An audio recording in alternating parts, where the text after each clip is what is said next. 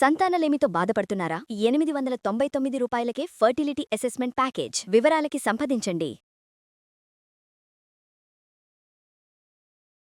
నమస్కారం, మీరు చూస్తున్న సుమన్ టీవీ. నేను మీ కీర్తి. నాతో పాటు ప్రముఖ ఆస్ట్రాలజర్ బ్రహ్మశ్రీ గోరుగుంట్ల సురేష్ బాబు గారు ఉన్నారు. నమస్తే సురేష్ బాబు గారు. కీర్తి గారు నమస్కారం అండి. సో 2026 ఫిబ్రవరి రాశి ఫలాలు తెలుసుకుందామండి. ముందుగా మేషరాశి. సో మేషరాశి మనం చూసుకుంటే 2026 సంవత్సరం ఫిబ్రవరి మంత్ ఎలా ఉందో చూద్దాం. ఒక ముక్కలో చెప్పాలంటే వీళ్ళకి చాలా బాగుంది, కలిసి వచ్చే మంత్ అని మనం చెప్పుకోవచ్చు. అఫ్కోర్స్ ఏలినాటి శని ప్రభావం ఉండడంతో కొంచెం స్లోగా ఉంటుంది, బట్ ఈ మంత్ వీళ్ళకి చాలా డైనమిక్గా ఉంటుంది, అగ్రెసివ్గా ఉంటుంది, గ్రోత్ ఓరియంటెడ్గా ఉంటుందని గమనించాలి. ఫస్ట్ మేషరాశిలో చూసుకుంటే నక్షత్రాలు ఏమంటే అశ్విని, భరణి, కృతిక. అశ్విని 1, 2, 3, 4 పాదాలు, భరణి 1, 2, 3, 4 పాదాలు, తర్వాత కృతిక ఫస్ట్ పాదం అంతా ఈ మేషరాశిలో ఉంటారు. పేరు బలం కనుక చూసుకుంటే చూ, చే, చో, లాలి, లు, లో, ఆ అన్న అక్షరాలంతా కూడా ఈ మేషరాశిలో ఉంటారు. సూర్యుడు వీళ్ళకి 13వ తారీఖున ఫిబ్రవరి నుంచి మారుతూ ఉన్నారండి. అప్పటిదాకా మకరంలో ఉండి మేషరాశి వాళ్ళకి కుంభరాశిలోకి వెళ్తున్నారు. 11th హౌస్ అవుతుంది. ఇప్పుడు ఏమవుతుందంటే ఫిబ్రవరిన 3వ తారీఖు, 6వ తారీఖు, 13 3 గ్రహాలు మారుతూ ఉన్నాయండి. అంటే లాస్ట్లో వచ్చేప్పుడు కుజుడు మారుతూ ఉన్నారు, బట్ కుజుడు మనం తీసి పక్కన పెట్టినాక లాస్ట్ 3 days కాబట్టి మిగతావి 3 గ్రహాలు మారుతూ ఉన్నాయి. అయితే ఈ మాసంలో 2 ముఖ్యమైన విశేషాలు కూడా ఉన్నాయి. ఒకటి శుక్రమూఢమి కంప్లీట్ అవుతుందండి. అంటే ఇప్పటిదాకా లాస్ట్ 2 months నుంచి ఆల్మోస్ట్ ముహూర్తాలు లేవు అంటారు. అయితే అన్నిటికి కాదు, కొన్నిటికి మాత్రం ముహూర్తాలు లేవు. తర్వాత మనకి శివరాత్రి కూడా ఉంది, చాలా పెద్ద పండగ, విశిష్టమైన పండగ. ఈ రెండిటి ముఖ్య ఏమంటారు ట్రిగరింగ్ పాయింట్లతో చాలా డైనమిక్గా ఉండబోతుంది ఈ మాసం అంతా. ఇందులో వీళ్ళకి ఎలా ఉండబోతుంది అంటేనండి, ఫస్ట్ విత్త లాభం, శుచం, పుష్టిం, అభయం అంటారు సంస్కృతంలో. అంటే ఏంటి? విత్త లాభం, పని, వీళ్ళకి ఏ పని చేసినా కానీ కలిసి వస్తుంది, ధన ప్రవాహంగా బాగుంటుంది, పుష్టిగా ఉంటారు, ఆరోగ్యంగా హెల్త్గా ఉంటారు, అభయం, చాలా సేఫ్ అండ్ సెక్యూరిటీగా ఉంటారు. అంటే ఒక రకంగా చూసుకుంటే వీళ్ళకి చాలా తటస్థంగా ఉండి పాజిటివ్గా ఉంటుంది. చాలా మందికి చాలా తక్కువ, కొద్ది మందికి మాత్రమే నెగిటివ్ ప్రభావం పడే అవకాశం ఎక్కువగా ఉంటుంది. అది కూడా ఇండివిజువల్ జాతకం చూసుకుంటే మనకు అర్థమవుతుంది. ఎలా ఉండబోతుంది? సూర్యుడు వీళ్ళకి విపరీతమైన యోగ్యతనిస్తాడు. ఏ విధంగా అంటే మనకి మహర్షులు సంస్కృతంలో ఏం చెప్తారంటే, సూర్యుడు 11వ స్థానంలో ఉంటే అర్ధచ్చ స్వకులాచార, నిత్యే గృహోత్సవం శుభం, నిత్య మాధుర్య భుక్తిచ్చ, లాభేచ రవు అని చెప్తూ ఉంటాం. 11వ ఇంట్లో రవి ఉంటే ఏమవుతుంది? చాలా స్ట్రాంగ్గా ఉంటారు. ఫాదర్ దగ్గర నుంచి, గవర్నమెంట్ అధికారుల దగ్గర నుంచి, లేదంటే వీళ్ళు పనిచేస్తున్న ఆఫీసులో బాస్ దగ్గర నుంచి మంచి రిప్యుటేషన్ అంతా వస్తూ ఉంటుంది, పేరు ప్రఖ్యాతులు వస్తూ ఉంటాయి. అనాదిగా ఉన్న వాళ్ళ ఆచారాలన్నింటిని చక్కగా ఫాలో అవుతూ ఉంటారు, ఇంట్లో శుభకార్యం జరుగుతూ ఉంటుందని చెప్తూ ఉంటారు. ఒక్క విషయంలో జాగ్రత్తగా ఉండాలి, వీళ్ళకి చెడు కంపెనీ, బ్యాడ్ కంపెనీ అయ్యే అవకాశం ఎక్కువగా ఉంటుంది. స్పెక్యులేటివ్ బిజినెస్ లాంటివి అవన్నీ చేయాలని ఆలోచన ఎక్కువ ఉంటుంది, అది కొంచెం గమనించుకోవాలి. అదేవిధంగా 10వ ఇంట్లో కుజుడు ఉండటంతో ఏమవుతుందంటే వీళ్ళకి సదా సంచార ఉద్యోగం అని చెప్తారు సంస్కృతం. భోజన దుర్బలం, అంటే సరిగ్గా భోజనం కూడా చేయకుండా ఉద్యోగంలో ఉరుకులు పరుగులు పెట్టినట్లు ఉంటుంది. ఇది కూడా ఫస్ట్ ఒక 5 days 6 days తర్వాత నార్మల్గా ఉంటుందని గమనించుకోవాలి. అంటే ఇప్పటివరకు మనకేమవుతుంది, ప్రొఫెషన్లో చాలా బాగుంటుంది, సపోర్టివ్గా ఉంటుంది, కానీ కొంచెం స్ట్రెస్ఫుల్గా ఉంటుందని మనం గమనించాలి. తర్వాత శుక్రుడు వీళ్ళకి 11th హౌస్లో ఉండటంతో చాలా విశేషమైన యోగ్యతని తీసుకుని వస్తూ ఉంటారు. ఏ విధంగా అంటే అర్ధ ఆరోగ్యం, యత్న కార్యానుకూలత్వం, అంటే ఏదైనా కనుక ప్రయత్నం చేస్తే దాంట్లో చాలా అనుకూలంగా ఉంటుంది, సక్సెస్ అవుతూ ఉంటారు. వస్త్రాలు, సంతోషం, తర్వాత ఆరోగ్యం, అన్ని విధాలు చాలా చక్కగా ఉంటుంది. పర్టికులర్గా వీళ్ళకి ఏమని చెప్తారు, గెయిన్స్, ఏదైనా కనుక పని చేస్తే అందులో సక్సెస్ రావటం, గెయిన్ రావటం వస్తూ ఉంటుంది.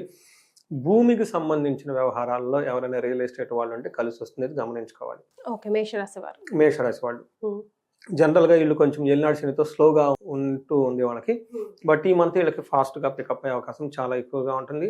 అందులోనూ మనకి మాఘమాసం తర్వాత అయిపోవడంతో పాటు ఇది ముహూర్తం కూడా అయిపోవడంతో రియల్ ఎస్టేట్ వాళ్ళు కొంచెం ఈ టైంలో ఎక్కువగా ఒక బెస్ట్ పాజిటివ్ ట్రెండ్ అయితే ఖచ్చితంగా ఉంటుంది. సో ఏ ప్రకారంగా చూసుకున్నా కానీ వీళ్ళకి చక్కగా ఒక మంచి చక్కగా కలిసి వచ్చే పీరియడ్ అంతా వీళ్ళకి చక్కగా ఉందని మనం గమనించుకోవాలి.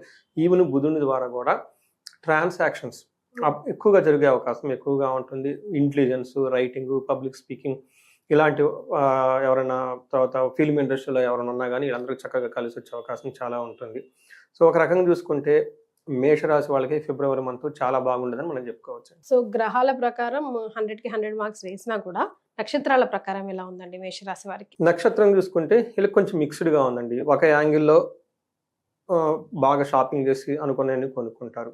రెండోది ఇక్కడ నుంచి వీళ్ళు బయటికి వెళ్ళిపోయే అవుట్ స్టేషన్లు లేకపోతే ట్రాన్స్ఫర్ దూరంగా వెళ్ళే అవకాశం కూడా ఎక్కువగా ఉంటుంది. అతిగా భయపడే సిచ్యువేషన్స్ వీళ్ళు చుట్టూ ఉంటాయండి. ఇది గమనించుకోవాలి. అన్ని నక్షత్రాలకు మనం చూసుకుంటే అశ్విని, భరణి, కృతిక 3 నక్షత్రం వాళ్ళకు కూడాను ఇప్పుడు చెప్పుకున్న విషయాలు కొంచెం జాగ్రత్తగా ఉండాలి. రెండోది హెల్త్ కాంప్లికేషన్స్ కూడా వచ్చే అవకాశం ఎక్కువ. అంటే బాడీ హీట్ అవుతుంది అది సూర్యుని వల్ల. ఎక్కువగా ఓవర్గా అటు ఇటు తిరగం స్ట్రైన్ అయ్యే అవకాశాలు కూడా ఎక్కువగా ఉన్నాయి. బట్ ఓవరాల్గా చూసుకుంటే చాలా పాజిటివ్గా ఉంది. ఈవెన్ అశ్విని నక్షత్రం వాళ్ళకి, భరణి, కృతిక వాళ్ళకి కూడాను స్పెషలైజ్డ్ లత్తా లాంటి సడన్ షాకింగ్ లాంటివి వచ్చే అవకాశం కూడా ఏమీ లేదు. ఒక కృతికా నక్షత్రం వాళ్ళకి మాత్రం ఏదైనా కొత్తగా పని చేస్తే అది చెడిపోయే అవకాశం ఎక్కువగా ఉంది. కాబట్టి ప్లాన్ బి వీళ్ళు ఏదైనా ఆల్టర్నేటివ్గా పెట్టుకొని ముందుకెళ్తే బాగుంటుంది.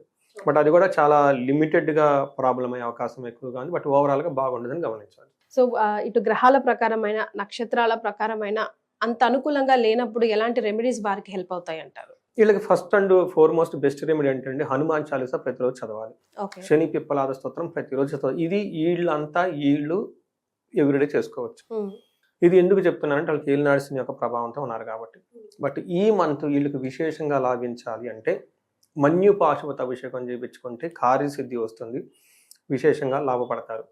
ఈ రాశి వాళ్ళు ఎవరికైనా కనుక ఫైనాన్షియల్గా బాగా ఇబ్బంది పడిపోతూ ఉంటే, ఫైనాన్షియల్గా స్ట్రక్ అయి ఉన్నారు అనుకుంటే స్వర్ణలక్ష్మి విశేష హోమం చేయించుకుంటే ఆ హోమ ప్రభావంతో ఆ మనీ సోర్స్ కొత్తగా multi sources of income start అవుతుంది.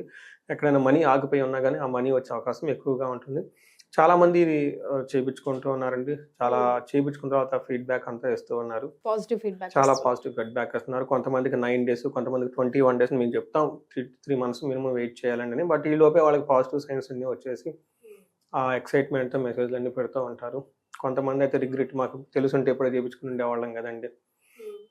కొంతమంది కోర్టులో ఆగిపోయి ఉంటాయి డబ్బులు. కాంట్రాక్ట్, గవర్నమెంట్ కాంట్రాక్ట్లు కానివ్వండి, రియల్ ఎస్టేట్లా పెట్టేసి ఎక్కడ స్ట్రక్ అయిపోయి ఉంటారు.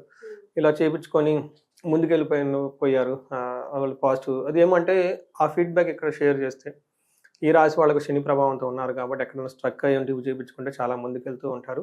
శనికి సంపూర్ణ శాంతి పూజలు చేయించుకోవడం అంటే జపాలు, దానాలు, తర్పణాలు అంటారు.